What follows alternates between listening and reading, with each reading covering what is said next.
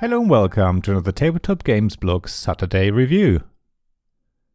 Take some sheep's heart, liver and lungs, mince them together with some chopped onion, oatmeal, suet, spices and salt.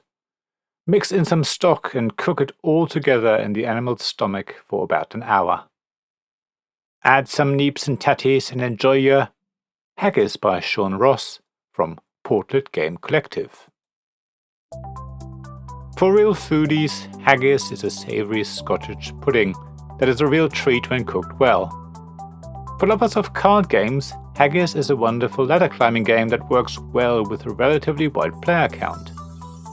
As far as I'm concerned, haggis has another meaning. For me, it is a card game that feels very much like a traditional trick-taking game, with bidding, a lead player deciding what the following players can play, and a kind of trump mechanism. Haggis reminds me of Scard when played with 3 people or Doppelkopf when played with 4. But let me explain how it is possible for a simple deck of cards to be so many different things for different people. If you've played ladder climbing games such as Scout, Odin or Sakana Stack, Haggis will be very familiar, but also a bit different. Haggis is arguably stricter than the other games. First of all, there are only certain combinations of cards you can play. While a single card in a set, which is 2 or more cards of the same value, will be familiar, sequences and stairs may be new. Sequences are at least 3 sequential cards of the same suit, and stairs are 2 or more consecutive sets of the same suits. So a red 6, a red 7, a blue 6 and a blue 7 would make a stair. Haggis's other restriction is that the following players have to play the same number of cards in the same type of combination, but of a higher value. So when the lead player plays a blue 2, for example, which is a single, the next player can only play a single card 2, but it has to be a 3 or higher. The 3 doesn't have to be of the same color as the lead card, it just has to be higher. If the lead player plays the red cards 4, 5, 6 and 7 as a sequence, the next player would have to play 4 sequential cards starting at least at 5.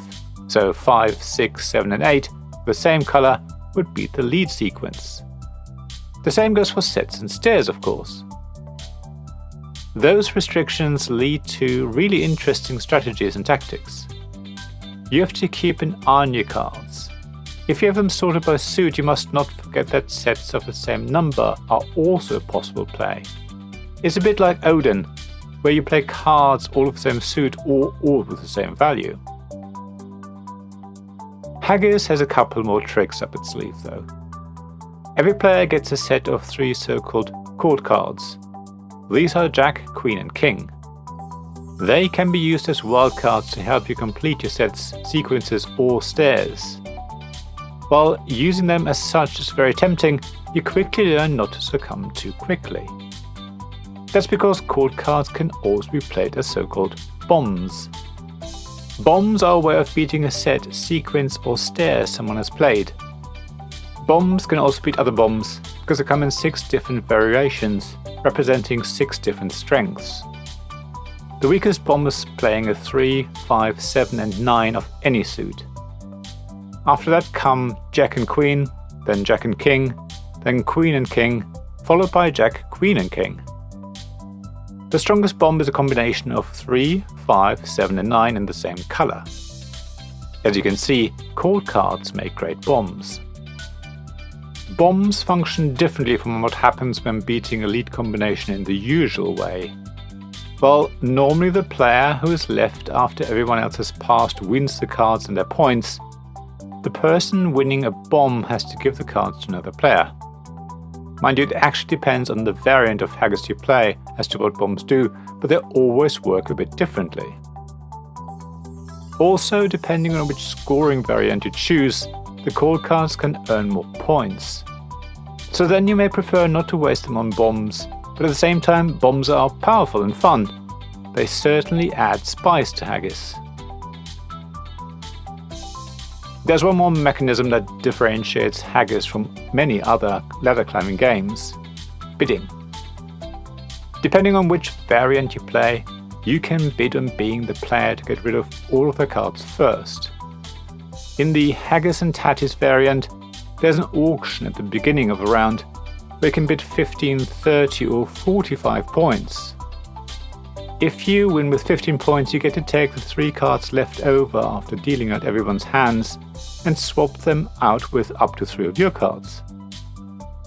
If you win with 30 points, you only get the top 2 cards to swap out, and with 45 points you only get 1. By the way, the cards left in the middle are called the Haggis, which is where the game's name comes from. It's the bidding that immediately reminded me of Skat. In this traditional German trick-taking game, the winner of the bid gets to swap 2 cards left over with cards from their hand. That player then plays alone against the other 2 in this 3-player game.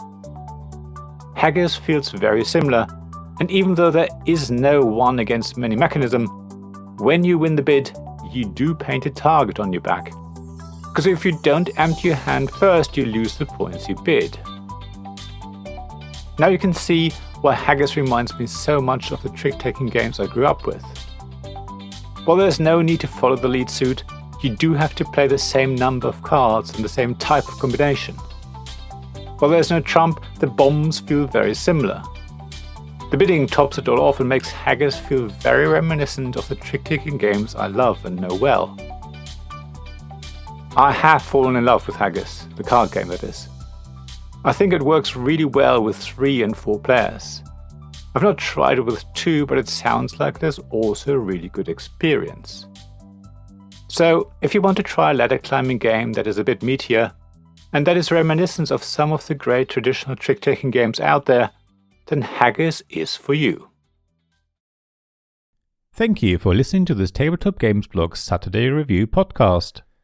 Please check the description below for links mentioned in this episode, as well as to the written version of this article on the blog. If you enjoyed this episode, please subscribe, give us some stars or leave a review. Please also tell your friends about me, and if you want to offer financial support, check out my Patreon and Ko-fi pages, links to which you'll find in the blog at tabletopgamesblog.com. So thank you again for listening, and I hope to see you again soon. This podcast was made possible by the generous help of my supporters. Royal Patron Sean Newman, Magic Champion John Risley, Castle Guards David Miller and James Naylor, Dice Masters Alex Bardi, Paul Grogan and Robin Kay, and Shining Lights Jacob Davis, Gavin Jones, Sarah Reed and Richard Simpson.